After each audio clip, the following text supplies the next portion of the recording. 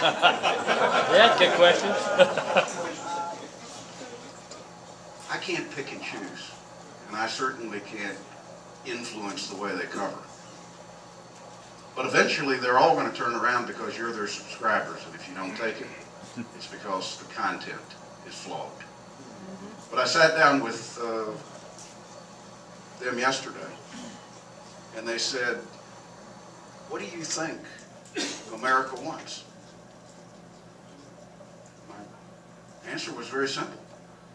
They want Congress to live just like the American people live. That means they need to stop spending and quit borrowing. It means they need to recognize the fact that the hole is so deep that the thing that's standing in the way of small business and job creation is the United States federal government. It's the question of what regulation is going to look like next week, or taxation. That we're a country that wasn't built by government, it was built by hardworking Americans. And it will be those same hardworking Americans that pull us out of that hole, restart this economy, and begin to hire the American people.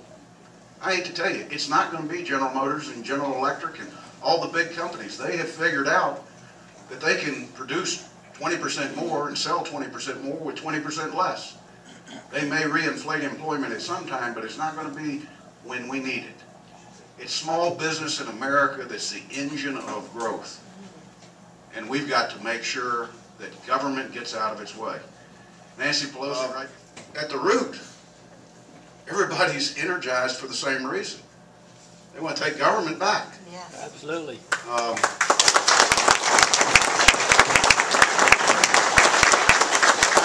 I did an event over at Alltech up in Burnsville yesterday, and companies have been unbelievable. They've shut down their factories every day and let 200, 300, 400 employees have me for an hour. It's not where I went to preach to them, it's where I went to let them vent and to hear their real concerns, to understand what is the common thread that runs amongst Republicans, Democrats, and Independents right now, between all the different factions of groups. And this one gentleman stood up and he said, "Have you ever read the Constitution?" I said, "I can do you one better. I got one." And any member of Congress that's not carrying it right now and not reading it has made a real mistake. Because when you read it, it's real specific.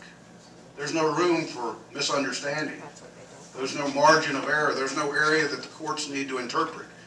We're smart enough in this country to read it and know what we can do in the federal government, what we can't do.